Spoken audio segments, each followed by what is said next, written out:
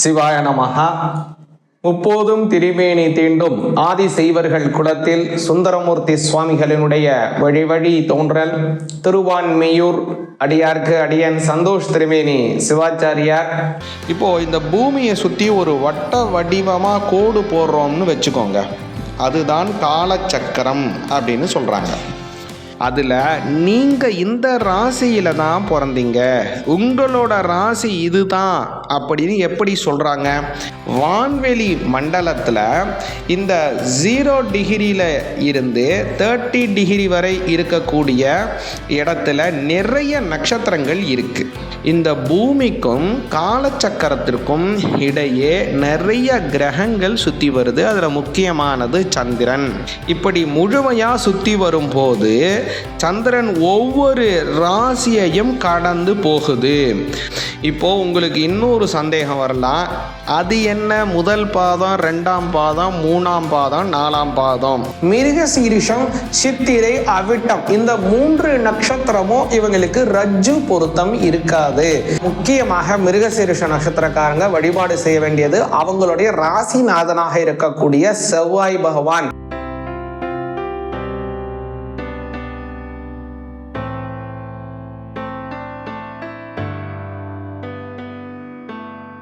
நம்ம அன்றாடம் வானத்தில் பார்க்கும்போது பார்த்தீங்கன்னா ஆயிரக்கணக்கான நட்சத்திரங்கள் இருக்குங்க.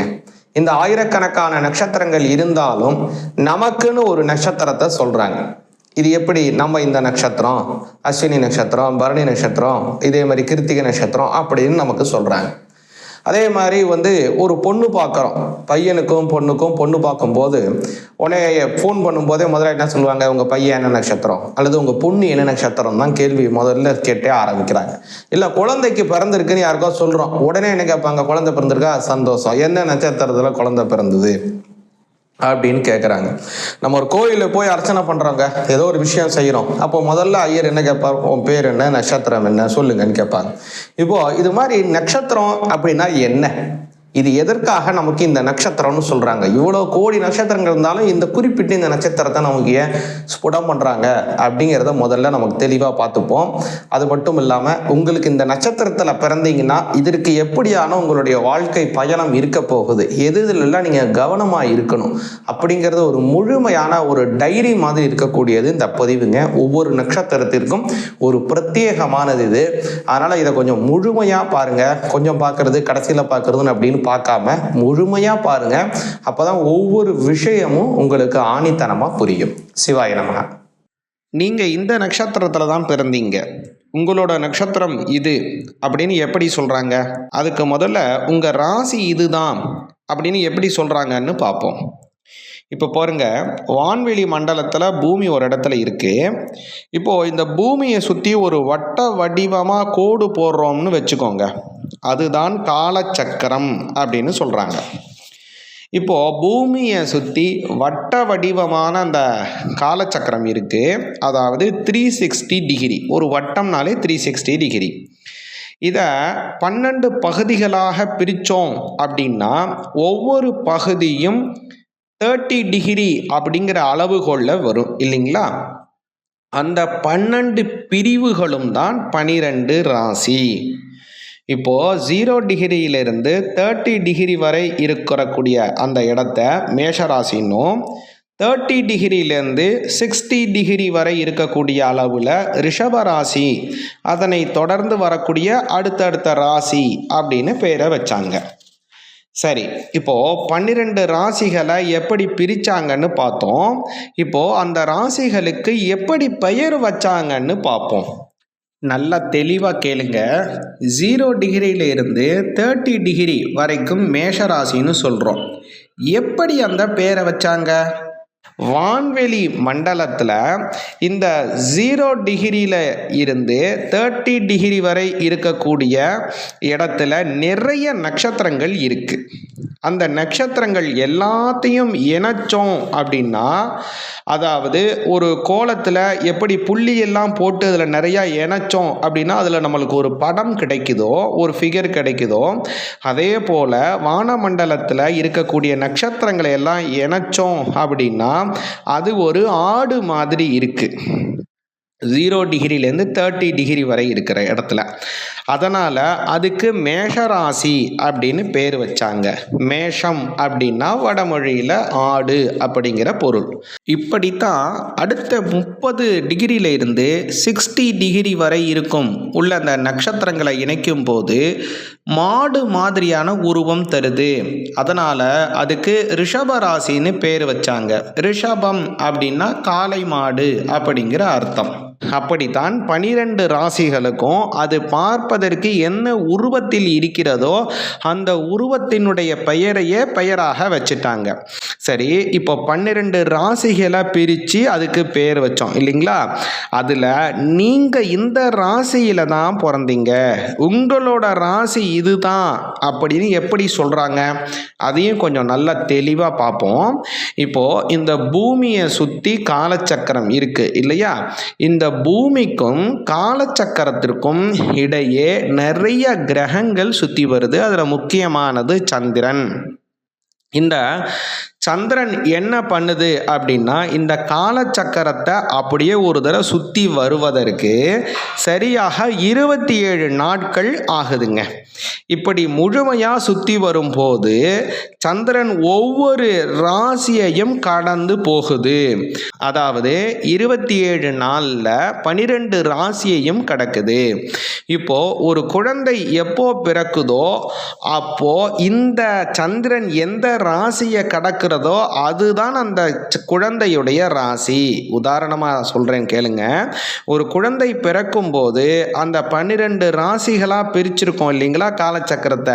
அதில் 0 டிகிரியில இருந்து 30 டிகிரிக்குள்ள சந்திரன் இருந்தால் அந்த குழந்தைக்கு மேஷ ராசி அப்படின்னும், அதே போல 30 டிகிரியிலேருந்து 60 டிகிரிக்குள்ள சந்திரன் இருக்கும்போது அந்த குழந்தை பிறந்ததுன்னா அதுக்கு ரிஷப ராசி அப்படின்னு தீர்மானிக்கப்படுதுங்க.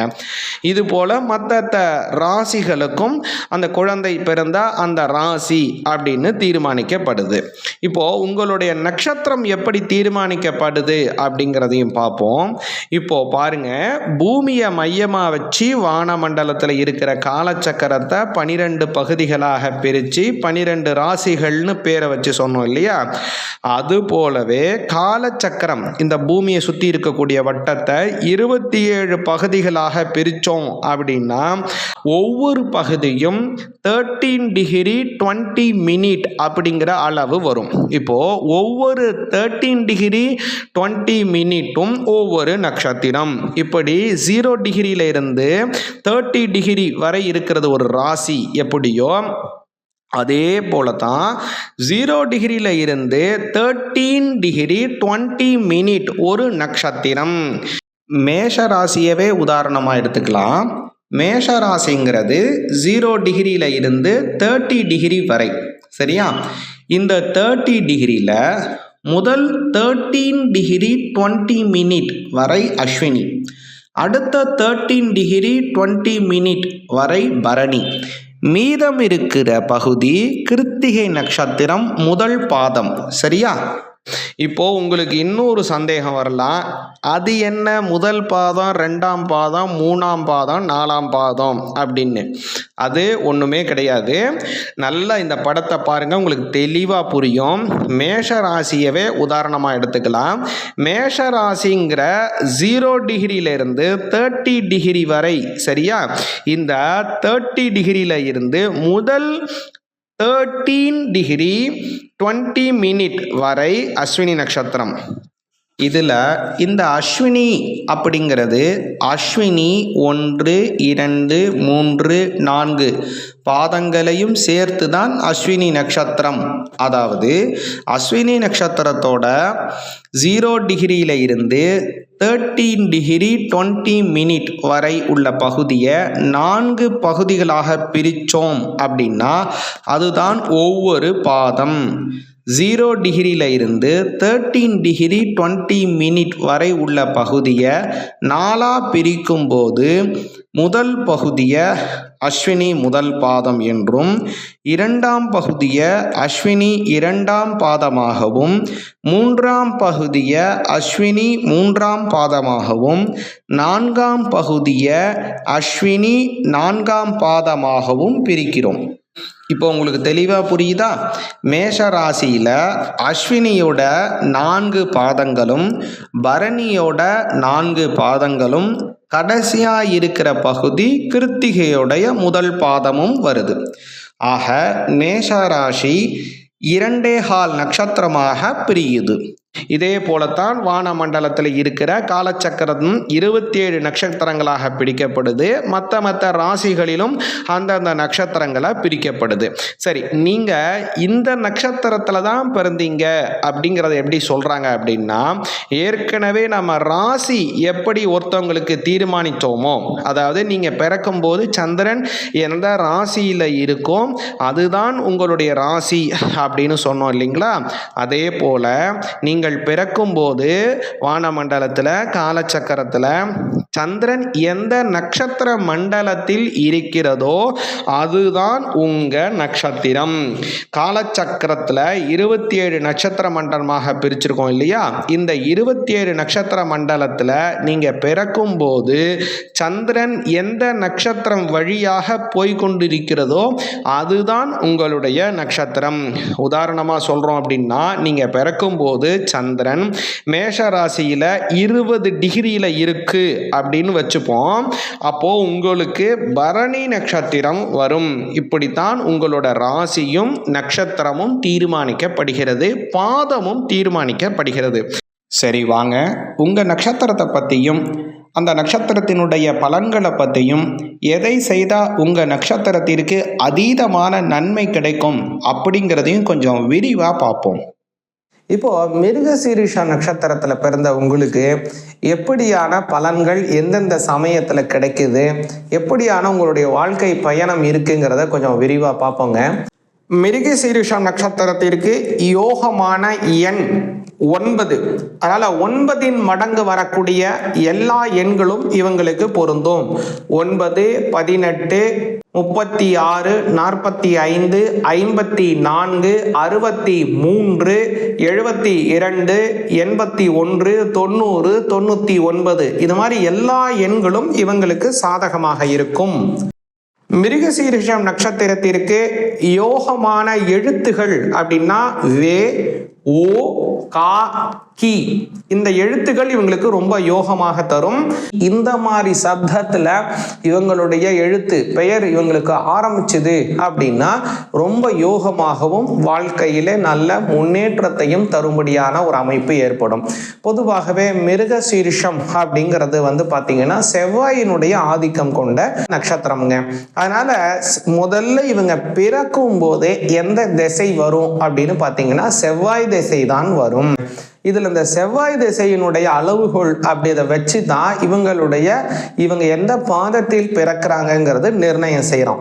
இப்போ பொதுவாகவே செவ்வாயினுடைய ஆதிக்கம் கொண்ட மிருகசீரிஷ நட்சத்திரம் பிறந்த உடனே ஜனன காலத்தினுடைய கர்ப்ப இருப்பு போக மீதம் இருக்கிறது, அதாவது 7 வருடத்திலிருந்து 5 வருடம் 3 மாசத்துக்குள்ளேயே செவ்வாய் திசை அவங்களுக்கு இருக்குது அப்படின்னா அவங்க மிருகசீரிஷம் நட்சத்திரத்தினுடைய முதல் பாதத்தில் பிறக்கிறாங்க. அதே மாதிரி 5 வருடம் 3 மாதத்திலிருந்து 3 வருடம் 6 மாதங்கள் வரை இவங்களுக்கு செவ்வாய் தசை இருக்குது அப்படின்னா அவங்களுக்கு செவ்வாய் மிருகசீரிஷம் நட்சத்திரம் 2ஆம் பாதத்தில் பிறந்திருக்காங்கன்னு அர்த்தம். அப்புறம் 3 வருடம் 6 மாதத்துல இருந்து 1 வருடம் 9 மாதங்கள் வரை அவங்க பிறந்திருக்காங்க. அவங்களுடைய ஜனன காலத்துல போக மீத கர்ப்பசல் போக ஜனன காலத்துல செவ்வாய் தசை இருந்ததுன்னா 3ஆவது பாதத்துல மிருகசீரிஷம் நட்சத்திரத்துல பிறந்திருக்காங்கன்னு அர்த்தம். அதே மாதிரி 1 வருடம் 9 மாதத்திற்கும் குறைவானபடியே அவங்களுக்கு செவ்வாய் திசை இருக்குது அப்படின்னா அவங்க மிருகசீரிஷம் நட்சத்திரம் 4ஆவது பாதத்துல பிறந்திருக்காங்கன்னு அர்த்தம். இதை நல்லா புரிந்து கொள்ளுங்க. அதனால இதை வச்சுதான் அவங்க எந்த பாதத்தில் பிறக்கிறாங்கிறத நம்ம நிர்ணயம் பண்ண முடியும். அப்புறம் இன்னொரு முக்கியமான விஷயம் என்ன அப்படின்னா, இவங்க பிறந்த உடனே முதல்ல இவங்களுக்கு செவ்வாய் திசை வந்துடும். இது ஒரு பக்கம். இதுல முதல்ல வரக்கூடிய 2 பாதம் மிருகசீரிஷம் நட்சத்திரக்காரங்களுக்கு ரிஷப ராசி வரும். மீதம் இருக்கக்கூடிய 3வது பாதம் 4வது பாதம் அதுல அவங்க மிருகசீரிஷத்துல பிறக்கிறாங்கன்னா மிதுன ராசியில பிறந்திருப்பாங்க. இப்படின்னு இந்த மிருகசீரிஷ நட்சத்திரத்திற்கு 2 பாதங்கள் ரிஷபத்திலேயும் 2 பாதங்கள் மிதுன ராசியிலையுமே வருங்க. இப்போ இதுல இன்னொரு முக்கியமான விஷயம் என்ன அப்படின்னா, முதல்ல வரக்கூடிய 2 ராசி பாதக்காரங்களுக்கு அவங்க ரிஷப ராசிங்கிறதுனால சுக்கிரனுடைய ஆதிக்கம் அவங்களுக்கு அதிகமாகவே இருக்கும். அதே போல மிருகசீரிஷ நட்சத்திரம் 3ஆம் பாதம் 4ஆம் பாதம் அவங்களுக்கு புதனினுடைய ஆதிக்கம் நல்லா இருக்கும். இவங்களுக்கு நட்சத்திரநாதன் செவ்வாய் தான். ஆனா இந்த ராசியை வைத்து இவங்களுக்கு ராசிநாதன் 2 பேருக்கும் 2 பாதக்காரங்களுக்கும் மாறிடுவாங்க. இதுல இதன் வைத்து இவங்களுக்கு தசாபுத்தியில சில பலிதங்கள் இவங்களுக்கு கிடைக்க வேண்டிய பலாபலன்கள் மாறுவதற்கும் வாய்ப்பு இருக்குங்க. அது மாதிரி இவங்களுக்கு பிறந்த உடனே முதல்ல செவ்வாய் திசை வருங்க. செவ்வாய் திசை அப்படிங்கிறது பொதுவாக இவங்களுக்கு குறைந்தது 1 வருடத்திற்கும் குறைவாதிலிருந்து 7 வருடங்கள் வரைக்கும் வரலாம். இந்த செவ்வாய் திசை அப்படிங்கிறது படிப்பு சார்ந்த விஷயங்கள்ல இவங்களுக்கு ஒரு பெரிய நாட்டத்தை கொடுக்காது. இவங்க போகத்தான் இவங்க படிப்பை ஆதிக்கமாக செய்து கொள்வார்கள். இந்த செவ்வாய் திசைக்கு அடுத்து வரக்கூடிய ராகு தசை ஒரு சிலருக்கு 2 வயதுல கூட ஆரம்பிக்கலாம். அதிகபட்சமாக 25 வயது வரை கூட சில பேருக்கு இந்த ராகு தசை போகலாங்க. அதனால இந்த 2லேருந்து 25 வயசு வரை கூட இவங்களுக்கு இந்த ராகு தசையினுடைய இம்பாக்ட் இருக்கலாம். இந்த ராகு தசை அப்படிங்கிறது தான் இவங்களுக்கு ரொம்ப படிப்பு சார்ந்த விஷயத்துல ரொம்ப அமோகமான நல்ல விஷயங்களை பெற்றுத்தரும்.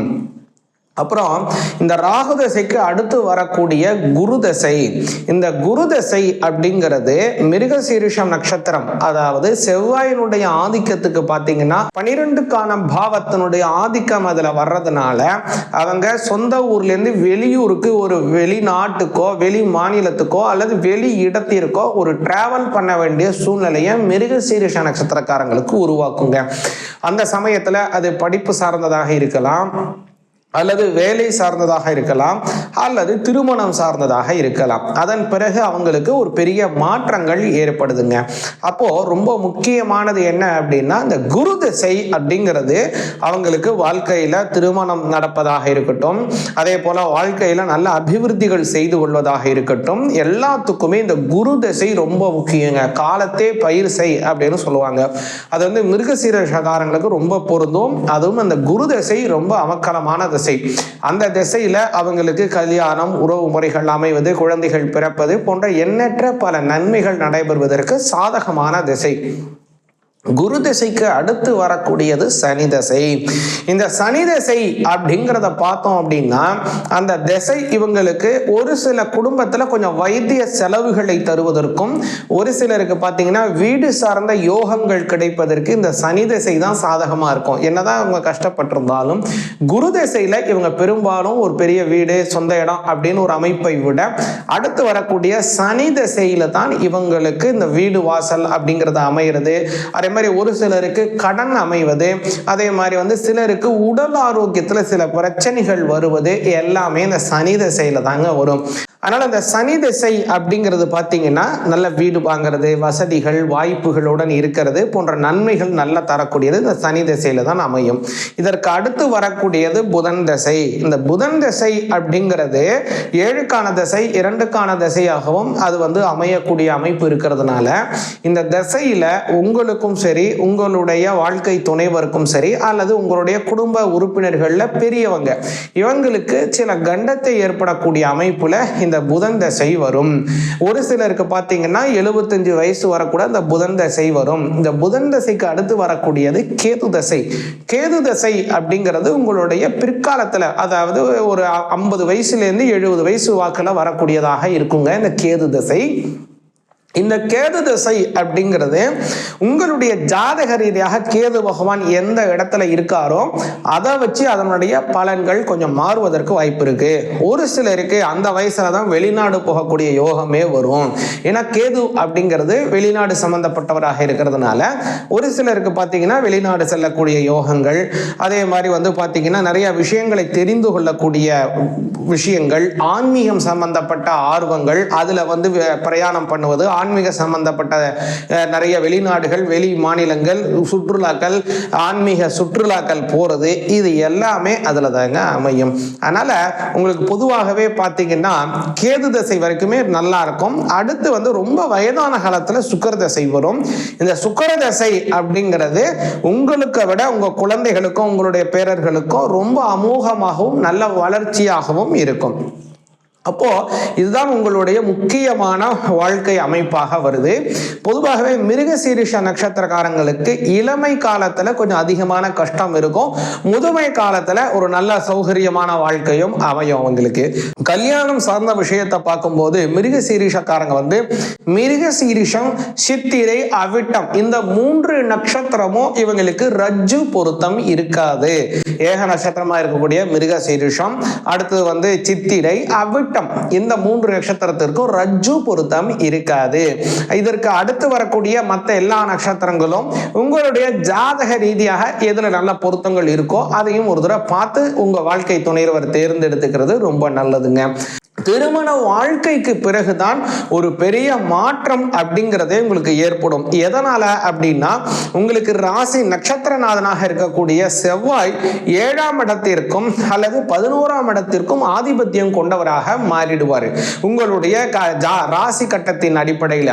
அதனால வாழ்க்கை துணைவர் வந்த பிறகு, உங்களுக்கு கல்யாணம் ஆன பிறகுதான் உங்களுக்கு ஒரு பெரிய மாற்றம் அப்படிங்கிறதே உங்களுக்கு நடைபெறுங்க மிருகசீரிஷ நட்சத்திரக்காரங்களுக்கு.